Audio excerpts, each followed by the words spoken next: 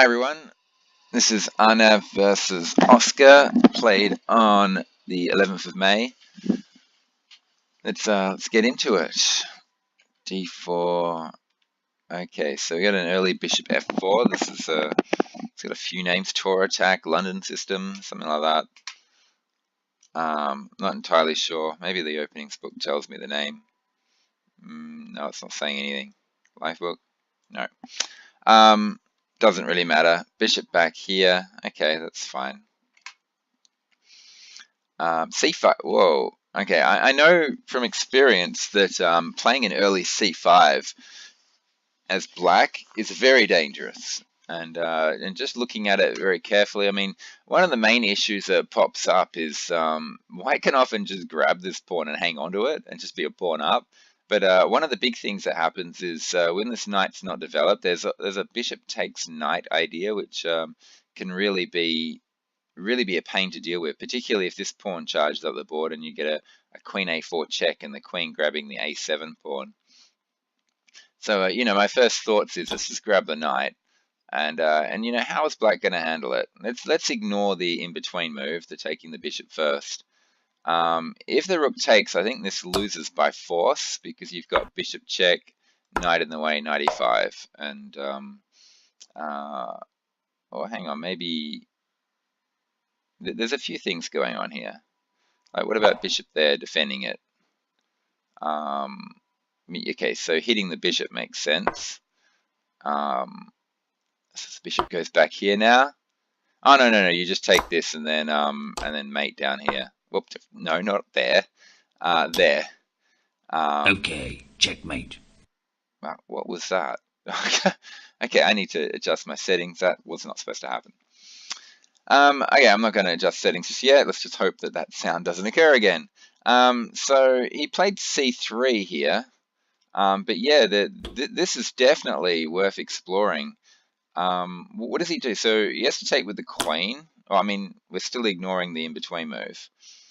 But this bishop check is still deadly. I mean, once again, this runs into the exact same combination where you've got queen f3 and yeah, you're pinning the bishop to the f pawn and you're going to win something guaranteed.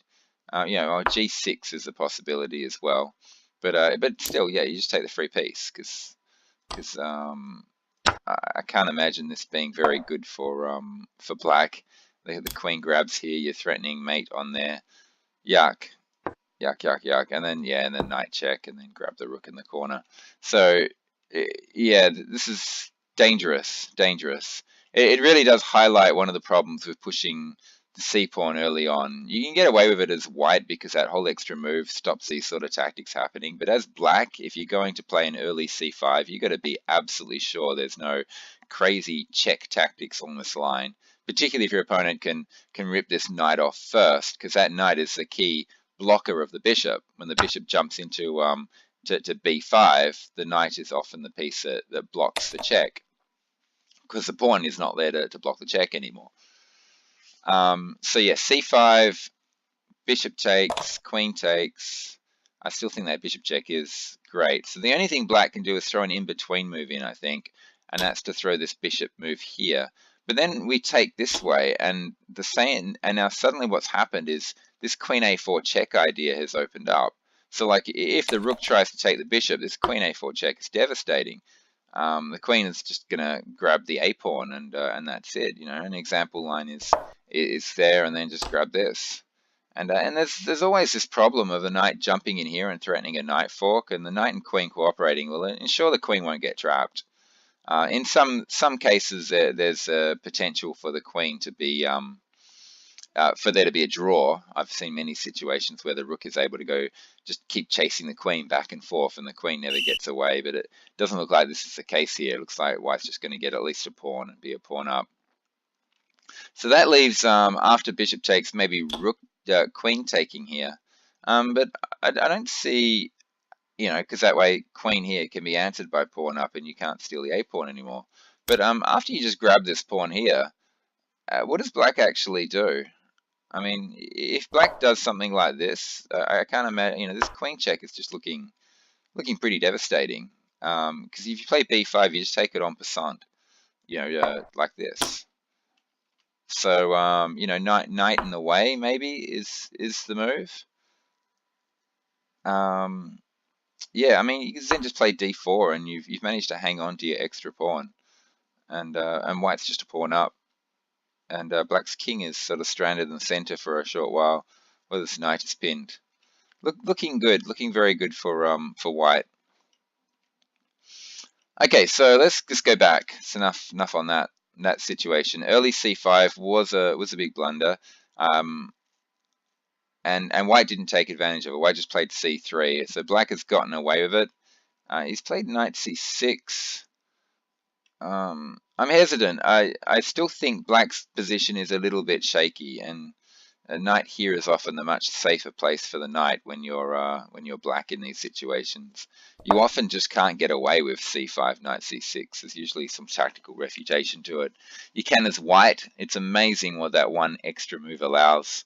As black, you've just got to be incredibly careful if you want to try and get away with this sort of stuff. So, for example, if he just takes here, you know, I mean, the thought is that white's just going to be able to play b4 and just be a whole extra pawn up. Notice how the bishop and the knight are both stopping e4 and e5. Sorry, I don't see black getting e5 in anytime soon. He's going to have to play e6, hitting the pawn, and that just allows b4. So the only thing that really puts a stop to this is if black were to play like a5 now, for instance.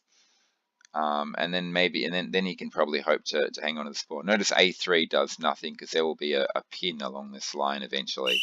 You know, this is, for example, if we looked at this and he tried to defend it like this, you just take the pawn like that, and then bang, and then the rook is pinning the pawn to this rook here. So a3 is not a solution to this. So after a5, you know, bishop here maybe. It does look like black's going to get his pawn back.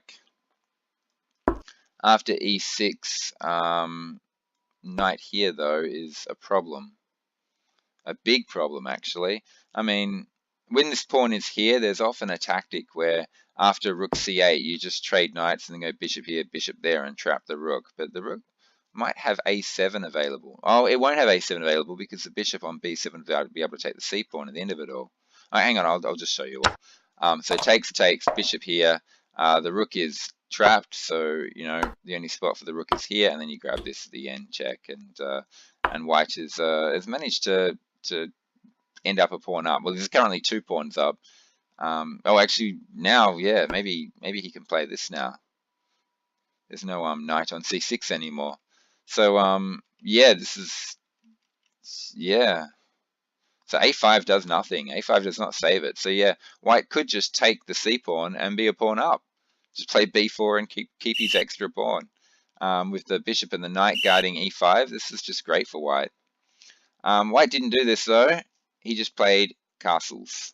So that's 2 opportunities white has missed to really get a huge advantage over black. Black's trying to be very ambitious in the way he's playing this, treating it as though he's white and his opponent's black, and playing moves that you can get away with as white. You just can't get away with them as black.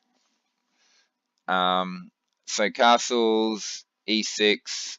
This is looking very, very drawish now. Probably I prefer black because black is the one putting the pressure on the center and white's just the one defending. It's going to be very hard to break through. So we've got some swap-offs occurring in the middle here. c4. By playing c4, you eliminate your pressure on here. And the ultimate goal would be to move this knight and then eventually play f6 and e5 and have double pressure, this pawn and this pawn both pressuring d4, and eventually breaking down that center and getting control of the center. By playing c4, you just eliminate that entire possibility completely. So here, the bishop's on pre. You probably should just trade them off here. Instead, I mean, the biggest problem with doing something like this is that you're opening up a H file for your opponent. The thing about this is with pawns here, you might be able to, pawn on c4, you might be able to play b3 and open up the b file and get some play that way. Interesting. Well, he played queen a4, and you know, you'd think the knight would have to drop back. Black does not want to trade queens because he should be anticipating a bishop takes bishop and opening h-file, and he definitely wants his queen on the board if this h-file opens to give him plenty of play on this white king. He didn't know. He played queen in the way, which kind of justifies this whole queen a4 move, because now white can just happily trade the queens off and then happily trade these bishops off as well. He doesn't have to worry about the pressure down the h-file because there's no queen to back up the rook anymore.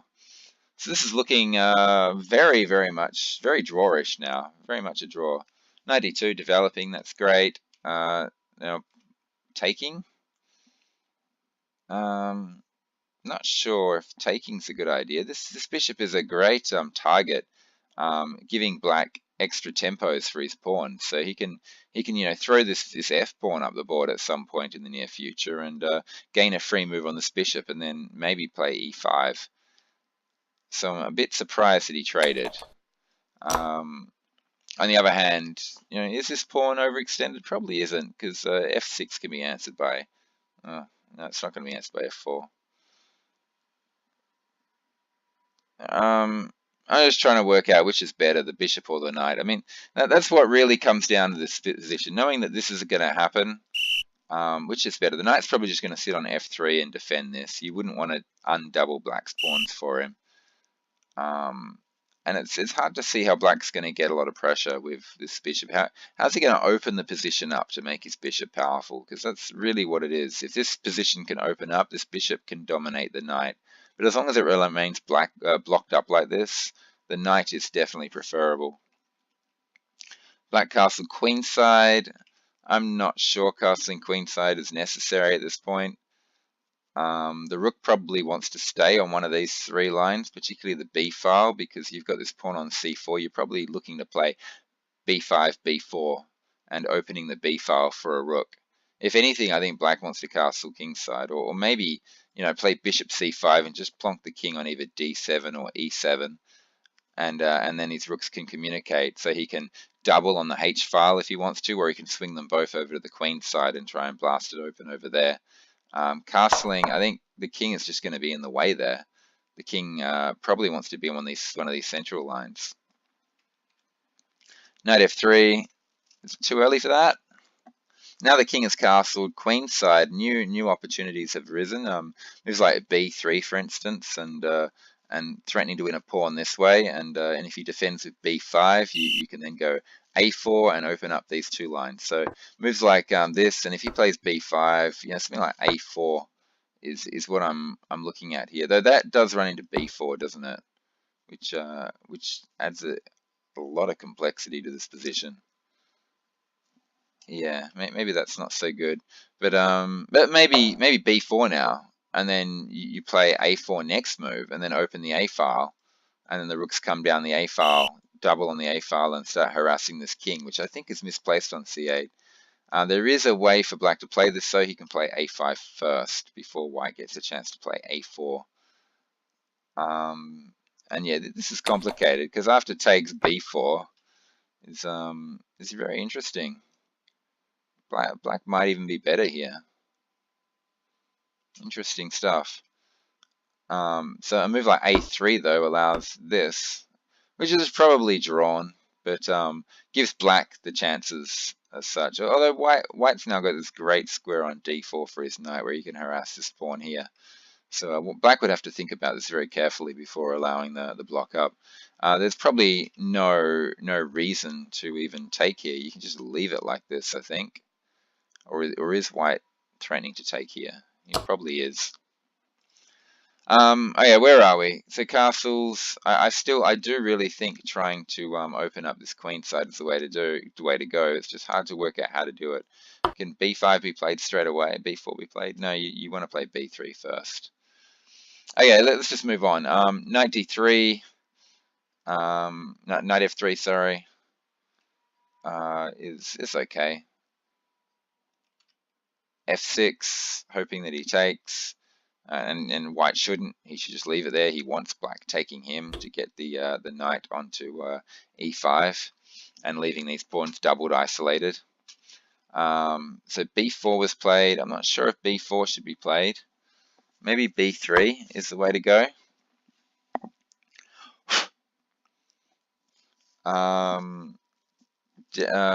B3 was a lot stronger with the knight still on d2 because it was threatening to take on c4. Now when you take, you're just opening up the d file for this rook. So we played b4. It looks like the position's just going to get all blocked up, and that's the real danger here. g5, okay, threatening to kick the knight and then grab the e-pawn. So I mean, a move like h3 here just seems like the right idea. But there is this opportunity right here of playing d4 because you're on the e-pawn there, which is interesting. If takes, yeah. So that's a possibility. But I mean, h3, just a simple h3, just stops g4 in its tracks. And you know, it's hard to see what black does here. I mean, if he plays f5, then we don't care if he plays g4. Well, I mean, he can just grab this pawn here. But I mean, after bishop e7, for example,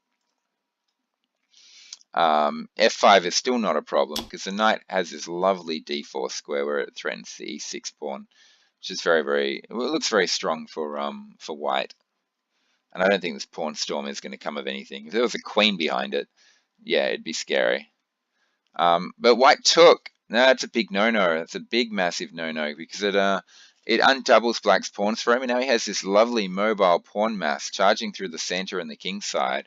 And now black is definitely in the driver's seat. And yeah, your main way of opening up the queen's side is gone because you played b4 and didn't save this move b3 to try and threaten to swap off. So he's going to a4, which doesn't do anything because you're charging two pawns up against two pawns in their most flexible formation. If you ever manage to get a6 in, he can just answer with b6. If you manage to get b6 in, he answers with a6. So charging these pawns at the board doesn't do anything. Maybe the best thing to do would be to play something like h3 or something, and or g3 in order to be able to answer this with like knight h4 or something. Or maybe start preparing to get the rooks on the d file. But a move like a4 I don't think does the thing. I think it just gives black a whole extra move. And he uses it to get his bishop into position. Now g4 is a real threat because the bishop and the rook are both hitting h7. So white played h3. Yep, but I mean this is coming into g4 and hack territory here. The rook gets onto the g file and he goes g4. It's a bit scary. So that's what he did. He went rook g8, and g4 is coming very soon. I still think without a queen, there should be ways for white to stop this attack. But it is putting white under a bit of pressure. He does have to play fairly accurately. So he played rook f d1, which is okay. Yeah, I don't mind that. Putting it on the half open file. Where else is his rook's going to go? And then g4 came in. Okay, he has to be very careful here. He took, which is good. Then the rook took, and then he went g3. That's great. Now his king can go to g2, and his rooks can swing across to the h file. Rook went back to g7. I'm not sure why. I'm just going to think about this for a second. Why did the rook retreat? Oh, maybe he's just getting it in position so he can double. Okay. King went to g2, that's good. Now all the rooks are going to swap off on the h file, and it's looking pretty drawish to me. Black still probably has the advantage because he has his central break of d4 coming in once his pawns get all the way to up the center of the board. But still probably shouldn't do anything. The position's probably too dead at this point for either player to win. King d7, so that's good. Black's just quietly getting his king closer to the action in preparation for a big swap off and an endgame. So that's great, getting the king ready for that. e4, okay, that's throwing a spanner in the works. I do like the idea. The pawn takes, the knight goes to d2. It's hitting both pawns at the same time, and they're threatening the pin pylon on the bishop. And just immediately threatening to take the pawn. I like that. e4. That probably highlights the problem with king d7. So strategically, king d7 is great, but it looks like white has found a move which sort of tells black, no, it was too early to start running your king in the center. I got this thing. That's really good. So I mean, going back, maybe black should be trying to prevent e4 with a move like f5 first. Just get this f5 move in first, and then bring your king closer to the center. So yeah, no, great play by Aarnav there. e4, love it. That's great. So he pretty much had to take, and now knight d2 is very strong. Threatens to grab this, threatens to grab that. So this king probably has to move in order to get rid of that pin. And white is now making, the open d file. White's going to control that d file, and black's not going to get a chance to do any of his fun stuff down the king side. So yeah, no, great play by white. I like it. But instead of playing knight d2, which would have been awesome, he goes and throws the game away and plays knight h4, and that's it. Game over. This is just simple pin paralysis. A pinned piece is a paralyzed piece. This pawn is pinned by the rook. Pinned pieces are not defending what they look like they're defending. And black just plays rook takes h4, and that's it. He's just threw the knight away for nothing, and that's it. Game over. There's nothing left in this game. You can try something like rook d4 with the idea of doubling and winning the bishop, but as long as black defends against that, like moves his king and then just defends the bishop or something, that you can't imagine that anything coming of that. But he didn't. He went king f1, but that just lets black trade rooks. Takes, king g2, takes, and now just unpins the bishop, and black just is a whole piece up, and I don't see white coming back from this. Black has just got too many pawns. If black had two less pawns, maybe white had a possibility of trying to trade all the pawns off and getting a drawn ending, but I don't see that eventuating here. He played rook e1 and then f5, and white really doesn't have much. He probably needs to play something like rook h1 now, and then just get the rook coming down the h file and trying to get in behind these pawns. But yeah, black's got moves like bishop e5 and then winning the c pawn, and then this c pawn runs through. There's not much white can do. So at this point, white just resigned, just gave up, and that was the end of the game. So it was a very, very interesting game, very instructive in the opening. This early c5 thing, it's actually very careless, and I'm hoping everyone watching really understands the ideas, the bishop taking the knight, the bishop check, the knight coming in, the queen f3 idea, combining the knight on e5 with the mate threats down here, and the pin on the d7 pawn, and just the simple idea of queen check grabs the a pawn, and also that other line deeper in where the rook, wherever it was, this line here where you actually trap the rook or win the c pawn with the double bishops working together.